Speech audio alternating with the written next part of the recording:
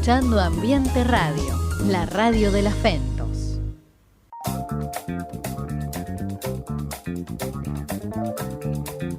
Y seguimos en los días más felices, el programa de la Juventud Sindical de la CGT. Hoy un programa que empezamos un poquito desordenados, pero bueno, nada, teníamos acá la entrevista con Omar Maturano, el secretario general de la Fraternidad, que realmente fue muy interesante. Y para seguir ahondando en el tema ferrocarriles, vamos a habilitar una nueva columna dentro de este programa de radio, de este espacio de comunicación militante, que la vamos a hacer en colaboración, mejor dicho, nosotros vamos a escucharlos, que siempre son bastante ilustrativos y nos traen bastante claridad a los compañeros del repliegue, en particular a Ale Villa y Germán Dualde, que nos van a hablar un poquito más... Duarte, perdón. Duarte. De ferrocarriles. Así es. Bueno, antes que nada, como veo que es la primera vez que estamos acá, bueno, nos presentamos un poquito. Perfecto. Somos un espacio, una organización que ya lleva 5 años, alrededor de mediados de 2019. Nos reunimos, ya nos conocíamos de algunas experiencias como Proyecto Sur o incluso alguna militancia universitaria, y nos dimos cuenta que en plena campaña polarizada que había en esos momentos entre Mauricio Macri y el Frente de Todos, se estaban discutiendo y tirando, como siempre, con cosas que no tienen mucho que ver con los ejes centrales de nuestra soberanía, con lo que tiene que ver con nuestras causas nacionales. Y como sabemos que es un debate que está habitualmente ausente en los medios y por urgencias o por lo que sea, dijimos, bueno, vamos a intentar traer de vuelta el debate sobre las grandes causas, las grandes gestas patrióticas. Y de hecho el nombre tenía que ver un poco con eso. Repliegue era volver un poco a las bases, salir del lío y del quilombo diario. Y de hecho las primeras publicaciones fueron en papel. La idea era que fuera solamente en papel. El problema fue que a los pocos meses nos agarró la pandemia. Claro. Y hubo que digitalizarse, hubo que crear una página web, hubo que crear un Instagram, y después si la pueden pasar por ahí, por supuesto, repliegue.com.ar y @repliegeoc son los medios donde se suben habitualmente las notas y se comparten las distintas publicaciones. Y además, bueno, como mejor que hacer, que decir es hacer, también tenemos una pata social con el trabajo que se hace todos los viernes en la Plaza Congreso, una olla popular que ya está sostenida todos los viernes hace más de 2 años, o un poco más. 4 años, me dicen. Sí, desde la pandemia. Es verdad, desde la plena pandemia, es verdad, empezó en plena pandemia y se sostiene todos los viernes, un laburo espectacular que hacen. Perón decía la justicia social y la ayuda social. Exactamente, acción. Y bueno, nada. Una pregunta respecto a ustedes que son especialistas en temas de gesta nacional, como decían. ¿Notan que hay un reverdecer de, no sé si de Milei o de algunos gobernantes? También a Massa se lo acusaba en un momento de ser un enviado de la embajada y demás, como que se fue perdiendo lo nacional, y como también puede ser hasta una moda o hasta algo medio cíclico que hoy en día queda bien ser nacionalista. No hay como yo lo veo. Y yo lo que pienso es que también lo que ha generado un debate dentro de todo el campo nacional fue la derrota que hemos sufrido el año pasado, que ya igualmente se veía venir desde antes, y eso también genera una crisis y un replantearse muchas cosas. Y creo que lo principal que nos damos cuenta es que haber perdido las bases doctrinarias, las banderas por las cuales luchábamos, la justicia social, la soberanía política, la independencia económica, haber perdido esas bases es lo que termina desfigurando lo que somos nosotros y lo que hace que hoy en día se pueda mostrar como una expresión de rebeldía juvenil al neoliberalismo, que es algo... Vueltas en contra de la nación, protestando porque el Estado tenía alguna ventaja sobre las empresas británicas, una cosa así. Sí.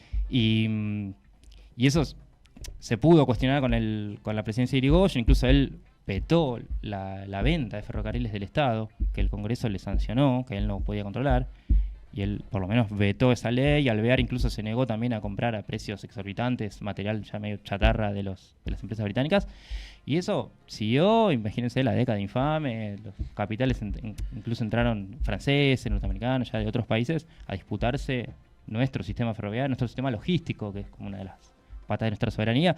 Eso lo explica muy bien Scalabrini Ortiz, uno de nuestros grandes pensadores de cabecera. En 1940 escribió la historia de los ferrocarriles argentinos y lo muestra, bueno, ahí en política británica y en toda la bibliografía de Forja, cómo detrás del sistema logístico argentino estaban los intereses británicos.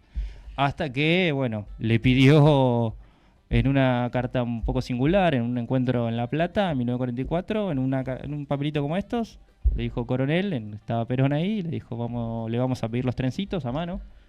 Y Perón le contestó, bueno, apenas podamos remover obstáculos, sepa Scalabrini que lo vamos a hacer. Y acá nuestro peronólogo nos va a contar un poquito más cómo siguió la historia.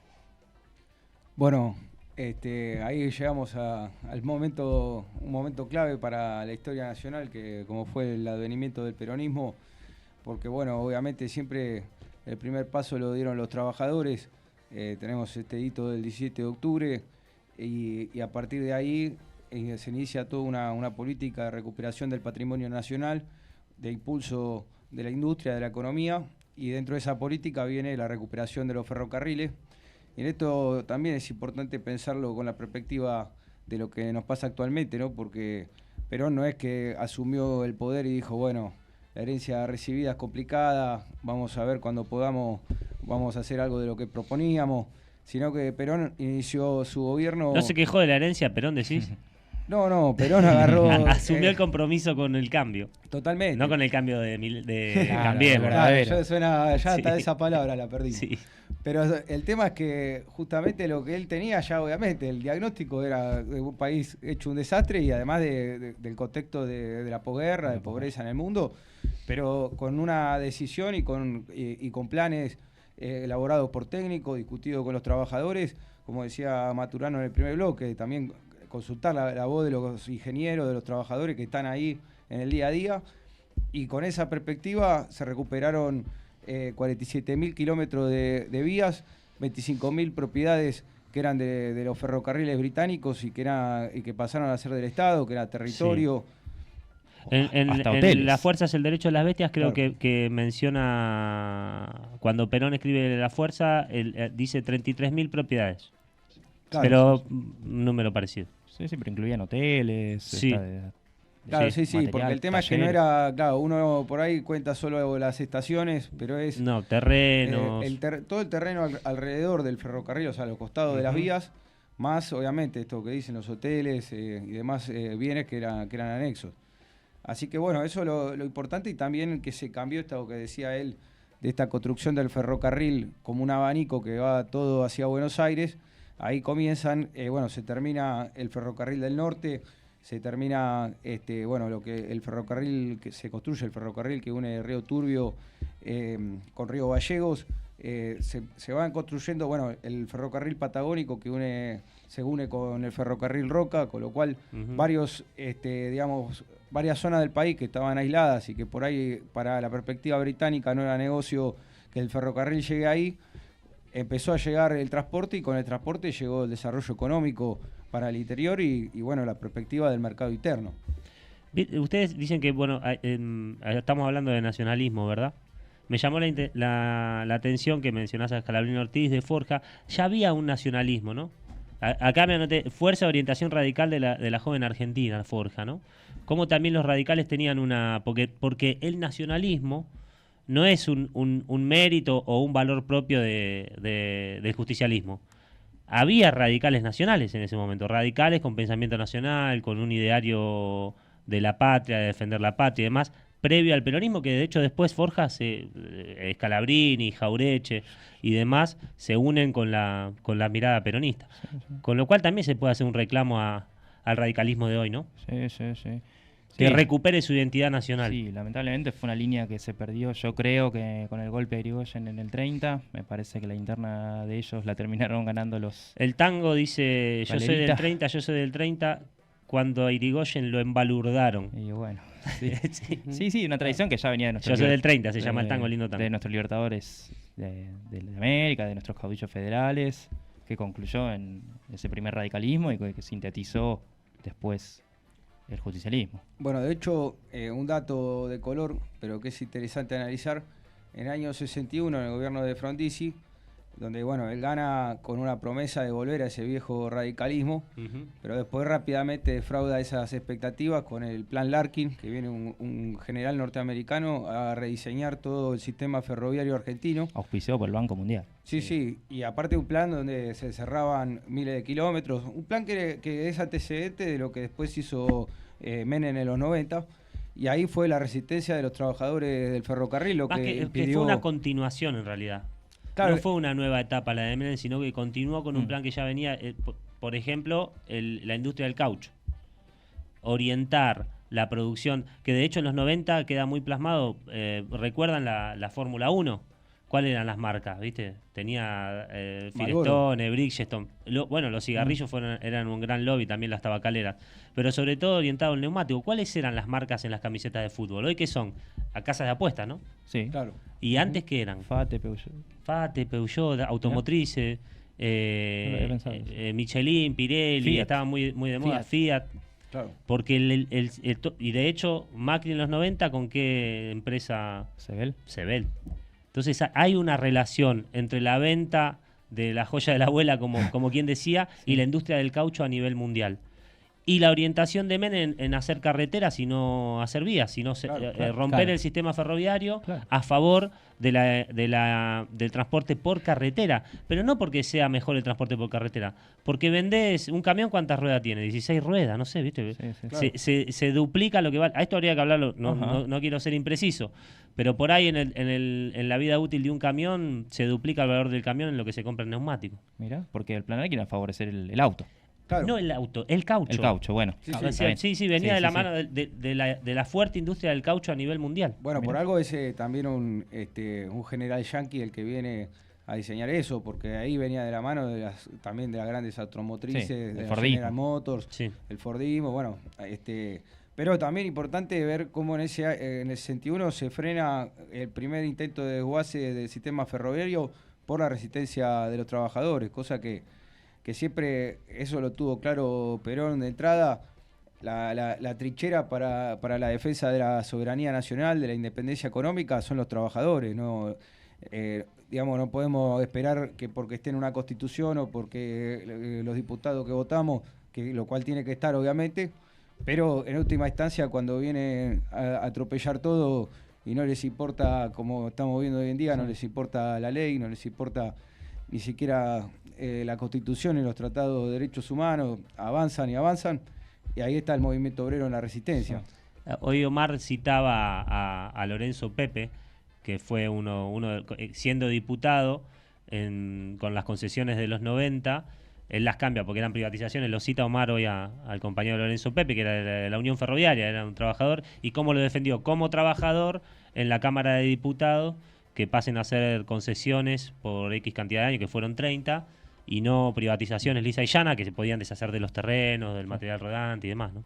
Sí, pero eso, volviendo a lo que decías recién del tema de la continuidad, está bueno porque, y que tiene que ver también con lo que decía él, porque el desguace, digamos, que si bien se concreta en los 90, que si bien intentó empezar en el plan Larkin, ya con la dictadura, bajo un régimen obviamente antitrabajador y demás, y antinacional, sobreendeudaron a todas las empresas del Estado y sobre todo a YPF y a Ferrocarriles Argentinos con deudas en dólares que no veían ni pasar porque iban a financiar o fuga de dólares o aparato represivo, y así se fue desfinanciando la empresa, fue dando un servicio obviamente cada vez peor, creando una legitimidad en la gente de que la cosa no está bien. Siguió en los años 80 con el plan Madanes, con Terrani y toda esa banda, hasta que llegamos ahí a principios de los 90, que ya era el ramal que para, el ramal que cierra. En nuestra industria, yo trabajo en el sistema ferroviario, tratamos de bajar una línea, cuidemos esto, porque si no lo cuidamos nosotros, te lo venden, te lo privatizan, te lo rompen, te lo concesionan, ¿viste? Entonces, habría que revisarlo también, pero más allá de que estaba el bendito programa de Neustadt, que decía, bueno, Doña Rosa, cuánto gasta el Estado, y un montón de cosas. Yo me acuerdo que conseguir una línea telefónica era muy difícil cuando yo era chico, y entonces también Entel después lo terminan. Como que no había un respeto por lo estatal porque se había desgastado mucho también como el rol del Estado con los gobiernos dictatoriales, porque en definitiva un gobierno dictatorial es un gobierno estatal. ¿Qué hay más estatal que un gobierno de facto que tiene todo el poder, digamos, que cierra el Congreso? Es el Estado en sí mismo. La dictadura. Está bien, no democrático, pero no deja de ser Estado. Es el Estado de facto, que es más fuerte que el Estado democrático, porque cerrás el Congreso y gobernás vos. Y se desgastó todo y como que no se cuidaba mucho lo estatal tampoco. Yo recuerdo a Neustadt o lo vi en imágenes viejas, jugando con un avioncito y con un trencito de juguete, diciendo, ¿dónde está la soberanía? ¿Dónde está la soberanía? Porque no la encuentro, no la encuentro. Y jugando con los trencitos. No, y ojo que esto también, siempre que vemos la historia, la vemos también con la perspectiva actual. O sea, hoy en día estamos nuevamente en una situación en la que se está desfinanciando el ferrocarril. Bueno, el otro día lamentamos el accidente que hubo. Ya se apura del gobierno a echarle la culpa a los trabajadores, echarle la culpa al Estado y demás, pero en realidad son ellos los que están desfinanciando el ferrocarril. Y bueno, vamos a lo mismo. Tuvieron en la previa de los 90, los mismos que desfinanciaron el ferrocarril son los que después dicen, Sí. miren cómo no funciona, Sí, ahora sí, hay que sí. venderlo. Sí. De hecho, el último gran por ahí plan de inversiones, que por ahí no es tanto lo que nos gusta, pero que poner que se hizo algo fue en el año 2003, cuando asumió, después del accidente de 11, la realidad es que fueron inversiones para importar trenes ya hechos cuando Argentina, a fines de los 60 y principios de los 70, exportaba trenes a Cuba, Uruguay, a Chile, y teníamos que importar, y la gran renovación ferroviaria fue importar trenes. O sea, ¿de qué estamos hablando? Claro. Creo que todavía es muy loable que hagan esta columna porque todavía estamos a tiempo, porque hay una memoria, como bien dijo acá un compañero que fue candidato a presidente, Martín Ayerbe, que lo tuvimos de invitado. Sí, lo conocemos, lo conocemos. Raro. Sí, lo conocemos. Decía, todavía hay una memoria industrial.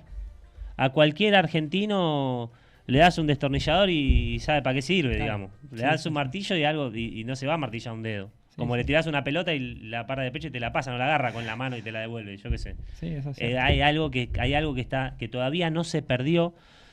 Habrá sido por la escuela industrial, por la memoria familiar. Cualquier padre de familia se da maña para arreglar algo. En tu casa viste tu abuelo, tu viejo, no sé. Todavía hay una memoria. Que si pasan generaciones, quizás los padres modernos no tengan una formación industrial, Claro. de manejar herramientas, de tomar medidas, de saber lo que es un circuito eléctrico, lo que sea. Quizás ya lo perdamos si pasan un par de generaciones. O sea que todavía estamos a tiempo de esa memoria industrial que reverdezca y podamos tener una patria O industrial. sea, suena triste y nostálgico porque es algo que existió y que se deshizo. Pero a la vez, como decís, tiene una base sobre la cual volver a empezar.